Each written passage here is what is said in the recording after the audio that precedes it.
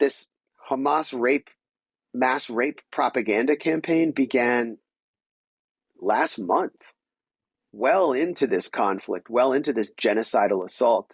Obviously, for because it had a political utility in maintaining international and specifically liberal support for this assault, because liberal support in the United States is bleeding. Yeah. It's pretty much collapsed. And so that's what this is about. And this is why we had to start questioning it, along with the fact that we have the ability to actually take the testimony and determine whether it matches up with the evidence that we have. And we have plentiful evidence now.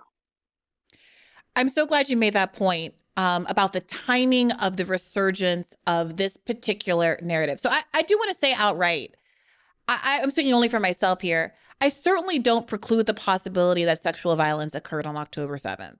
Sexual violence in the context of war is incredibly common. What I am interested in challenging, what I think there is not evidentiary support for, is the quote, widespread and systemic sexual violence that is being alleged by both our State Department and by Israel at this point.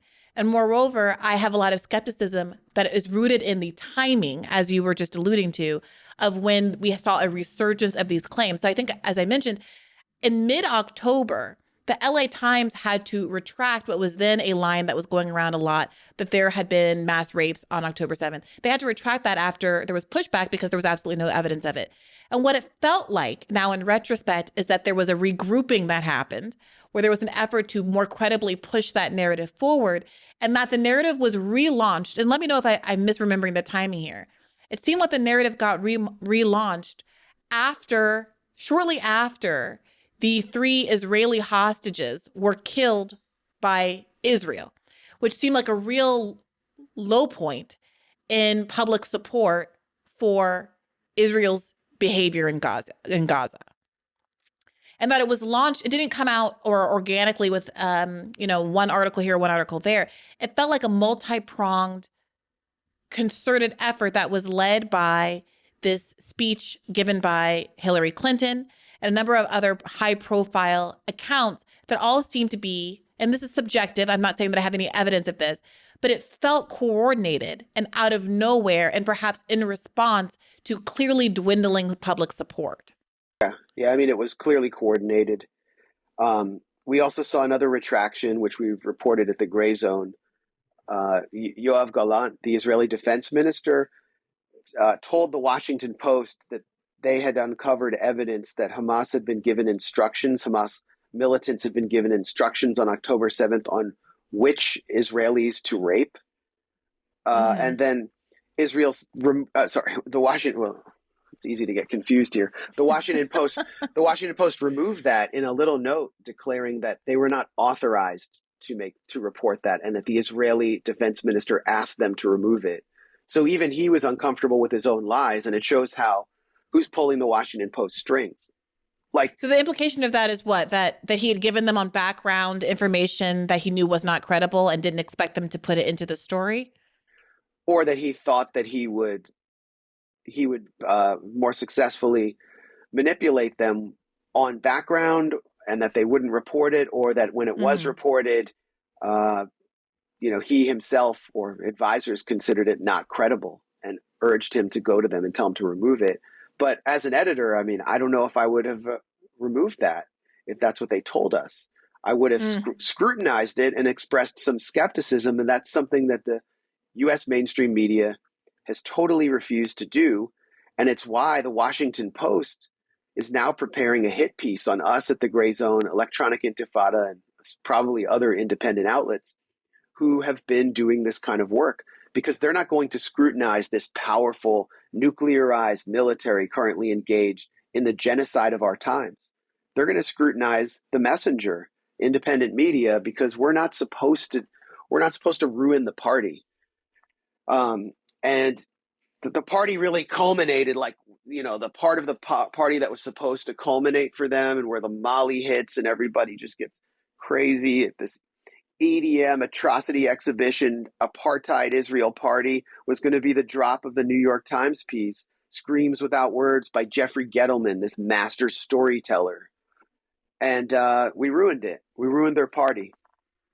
So let's get into that. I definitely want to come back to this hit piece that's coming out on you and all of the kind of Twitter drama, some of which was related to your rising appearance at the end of last week. But before we get into all of that, let's give the listeners a front row view of what it was you actually reported and why it was so controversial.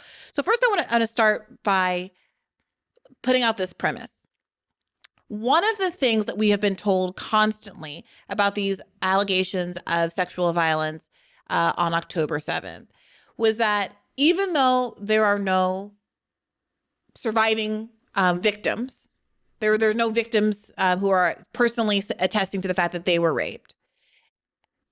That doesn't matter because there were witnesses. So the evidence that's being put forward is that there were witnesses to the rapes, and that we're also repeatedly told that there is no forensic evidence and that we cannot expect that there would be forensic evidence because this is a war zone, that people were focused on finding survivors and getting them medical attention, and that moreover, it is inappropriate to say that in the absence of forensic evidence that we should deny the claims of victims, which of course, as I just mentioned, do not exist.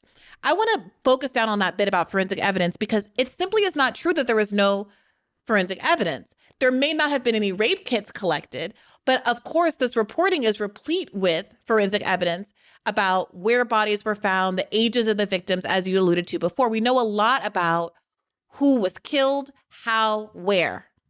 And even in the context of the New York Times article, there is a line toward the end where they say, very quickly after October 7th, they began gathering evidence of the atrocities. So with that as a starting point, can you talk me through what you think are the most significant gaps between the evidence that we know exists about where atrocities happen and the nature of those atrocities and the witness testimony that is the only hook for proving that any sexual violence occurred in the first instance? Yeah, when they say they've been gathering evidence, where were the supposed rescuers like Yossi Landau when cell phones, cameras are easily available? Why weren't they taking photos? Why wasn't this mysterious paramedic quoted by the New York Times from the Israeli Air Force's 669 rescue unit? Why wasn't he taking photos of what he saw?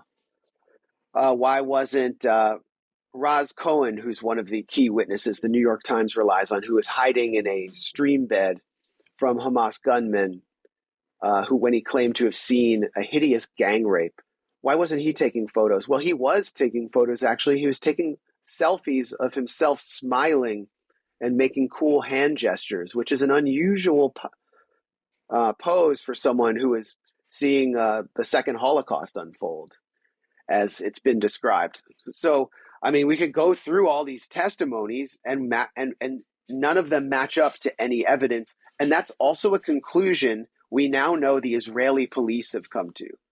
And I can get into that too. So, all right. So, which do you want to start with? Let's start with the allegation of the gang rape that allegedly happened. Let's see. Let me find and read what the New York Times said, and then I want you to respond. All right. So this is what Raz Cohen alleges in the New York Times. He says maybe 40 yards in front of him, he recalled, a white van pulled up and its doors flew open. He said he then saw 5 men wearing civilian clothes, all carrying knives and one carrying a hammer, dragging a woman across the ground. She was young, naked, and screaming. They all gather around her, Mr. Cohen said. She's standing up. They start raping her. I saw the men standing in a half circle around her. One penetrates her. She screams. I still remember her voice, screams without words. This is, of course, what becomes the title of this piece. Then one of them raises a knife, he said, and they just slaughtered her. Shom Guetta, one of Mr. Cohen's friends and a fashion designer, said the two were hiding together in the stream bed. He said he saw at least 4 men step out of the van and attack the woman who ended up between their legs. He said they were talking, giggling, and shouting, and that one of them stabbed her with a knife repeatedly, literally butchering her. Okay. This is the account that's been given by these 2 gentlemen. I want to be really clear about what we've now discovered. That not only was there no documentation of this assault by these 2 men, but that they did choose at the time to take selfies or videos of themselves smiling and throwing up like hand signs, like yeah. gang signs or whatever, like people do when they take photographs in a fun, joking manner. What do you take from that?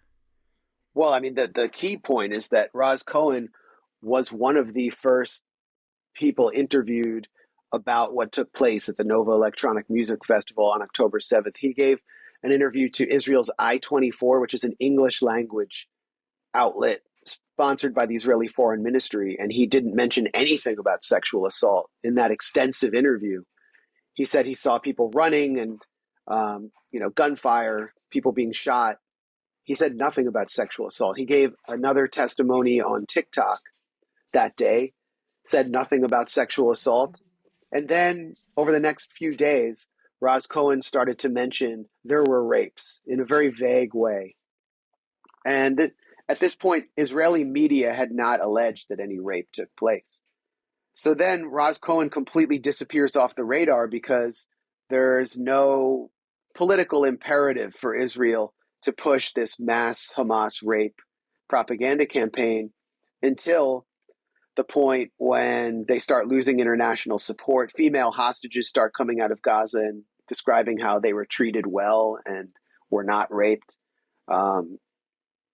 Things started to become complicated. And Roz Cohen, of course, resurfaces in the New York Times with this detailed testimony he had never given before, while his friend who was with him does not allege that any rapes took place. He gives a kind of different testimony.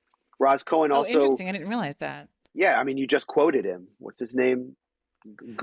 You're saying that... So elsewhere, you're saying that he didn't corroborate that there had been rapes. I mean, he's quoted right after Roz Cohen, and he doesn't state that any rape took place. He gives a very vague testimony. And we've heard so many testimonies. Yes, ended up between their legs is what he said. Yeah, that's very vague. They were talking, vague. giggling, shouted, and ended up between their legs. Yeah.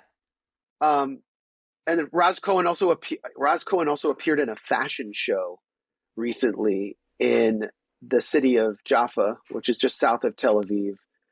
It was a site of massive ethnic cleansing in 1948. This fashion show took place actually in what appears to be an ethnically cleansed Arab hall or home.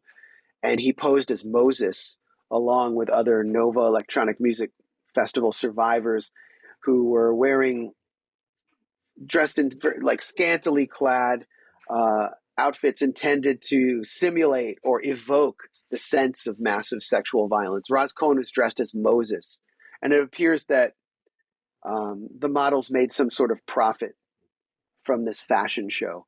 I mean, none of this behavior fits with someone who witnessed what he claims to have witnessed. The fashion show just suggests complete societal insanity. But the key point is he's changed his testimony so many times I've lost count, and his initial testimony contained nothing about this massive gang rape. And in so many testimonies, in so many other articles, we hear about all of these lurid gang rape fantasies spun out by supposed witnesses. How is it possible that Hamas militants could have engaged in such behavior, like 10 men at a time raping women in these like horror movie style fashions, and still conducted such a successful operation, brought so many captives back to Gaza who were only valuable alive, and killed so many Israeli soldiers in the process on their base? How is that possible? And why do they need to do that?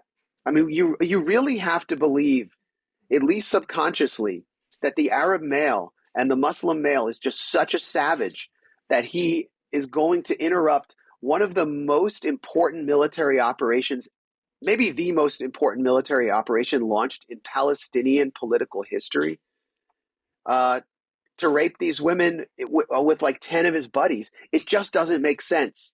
It doesn't make sense. And it's not backed up by any evidence. Well, let's talk more about some of this evidence. I think one of the other big notable accounts from the New York Times piece that people are talking about and focusing on is the account of Sapir, who is a 24-year-old accountant. This is from the New York Times. The Times says she's become that Sapir has become one of the Israeli police's key witnesses. She does not want to be fully identified, saying she would be hounded for the rest of her life if her last name were revealed. She attended the rave with several friends and provided investigators with graphic testimony. She also spoke to the Times. In a 2-hour interview outside a cafe in southern Israel, she recounted seeing groups of heavily armed gunmen rape and kill at least 5 women. She says that at 8 a.m. on October 7th, she was hiding under the low branches of a bushy tamarisk tree just off of Route 232, about 4 miles southwest of the party. She had been shot in the back. She felt faint. She covered herself in dry grass and lay as still as she could. About 15 meters from her hiding place, she says she saw motorcycles, cars, and trucks pulling up. She said that she saw about 100 men, most of them dressed in military fatigues and combat boots, a few in dark sweatsuits getting in and out of the vehicles. She said the men congregated along the road and passed between them assault rifles, grenades, small missiles, and badly wounded women. It was like an assembly point, she said.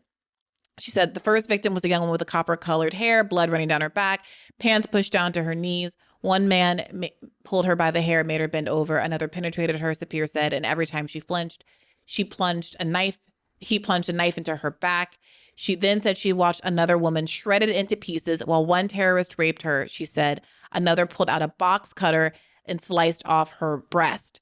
One continues to rape her and the other throws her breast to someone else and they play with it, throw it, and it falls to the road, Sapir said. All right. Talk to me about Sapir. Yeah, I mean, that's insane. I don't even know if it's possible to do what she described. But leaving aside that was just my initial reaction to reading that, was just, this is absurd. And you have to have a really sick mind to conjure it up if it's not true.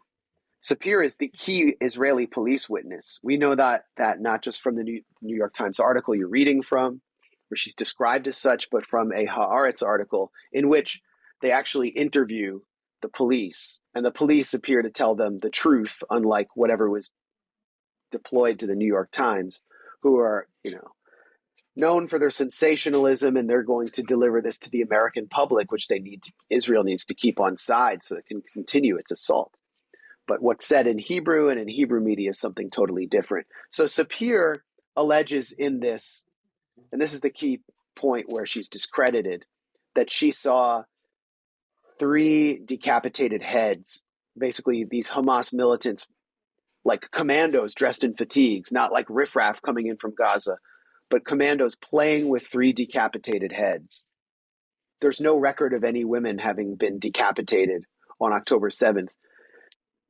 Israeli forensic pathologists, the Israeli state has no evidence of this. So, and is there evidence of any? This is so morbid. I'm so sorry to have to talk this way, but of any severed breasts having been collected, or of bodies that were recovered that had a breast cut off? We haven't heard that from forensic pathologists. But the idea that they took a box cutter and in a short course of time, while conducting a gang rape or a series of gang rapes and decapitations in one area, that they were able to sever a breast with a box cutter, and then that they elected to play with it, it just doesn't seem plausible. But the key point is there are no decapitated women or decapitated heads that were found anywhere. And this isn't just me saying that. The Israeli police, who have also described Sapir as a key witness to Haaretz, said that they found that what she said seemed reliable, but they cannot find any evidence to back it up. So they've blown her testimony out of the water. Here's what Haaretz reported at the top of that article, by the way, which appeared on January 4th. The police are having difficulty locating victims of sexual assault from the Hamas attack or people who witnessed such attacks, and decided to appeal to the public to encourage those who have information on the matter to come forward and give testimony. Even in the few cases in which the organization collected testimony about sexual offenses committed on October 7th, it failed to connect the acts with the victims who were harmed by them. So this is just like a massive hammer blow to the New York Times investigation, that the Israeli police can't find any witnesses, and they're just putting out a public call for anyone who wants to say anything. And, in one case, earlier on in November, someone came forward named Nico Ostroga. He wanted to get money from the state because the state is apparently giving money to people who survived the Nova Electronic Music Festival. He claimed to have had 29 friends massacred by Hamas on October 7th. It turned out Nico Ostroga was a con artist who was not even present at the Electronic Music Festival. And that's why he was caught, because the state didn't want to give money to someone who wasn't credible. But these other people, they might not necessarily be asking for money. So the state's letting them get away with it and saying, hey, keep talking to these sensationalistic, dupe American reporters because they're advancing our propaganda imperatives. Yeah, I mean, I think that's why I wanted to start with that claim from the article that there's no forensic evidence.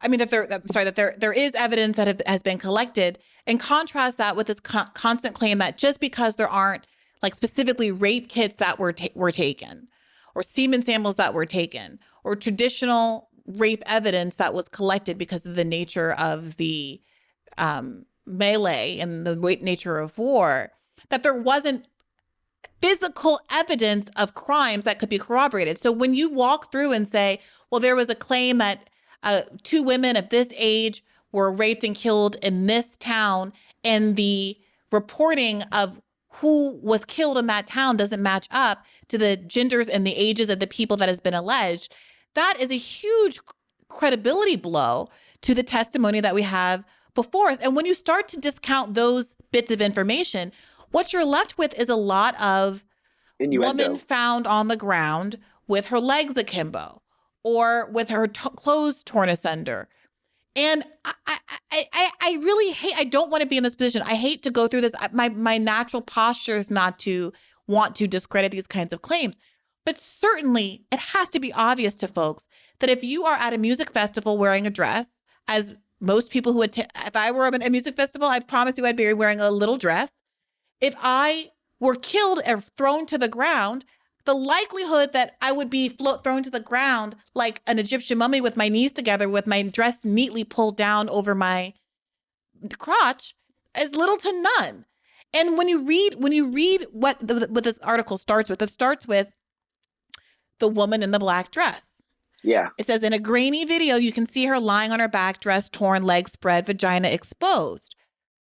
Well, is her vagina exposed, or was her dress up? Was her underwear pulled down? What you are seeing is a lot of innuendo, and it does feel like there's an almost appetite to exploit people's projected sexual feelings about the bodies of women on these women that are not in sexual poses in the least, to bolster these claims of sexual violence in a way that does come across as particularly perverse if there is no evidence that ever affirms that it's happened. Yeah, I mean, this is just devastating for the New York Times to have their Exhibit A of this propaganda piece, the woman in the black dress, whose real name is Gal Abdush, to have her family members come out and say what we've been saying, which is that it was essentially impossible for her to have been raped, that her killing may have been bad enough, and that what they're doing is actually dishonoring her death and psychologically assaulting her orphan children. This is what her brother-in-law and her own sister have said publicly now since this New York Times piece has come out, and the New York Times has no interest in hearing them. Hey YouTube, thanks for watching. Just a reminder that this is a podcast. You can catch an extra premium episode every Monday for $5 a month at patreon.com/badfaithpodcast. That's patreon.com/badfaithpodcast for $5 a month, an extra episode every week. Additionally, please do consider liking this video, subscribing to this channel. It helps us out. It helps independent media beat the algorithm. We appreciate you. And as always, keep the faith.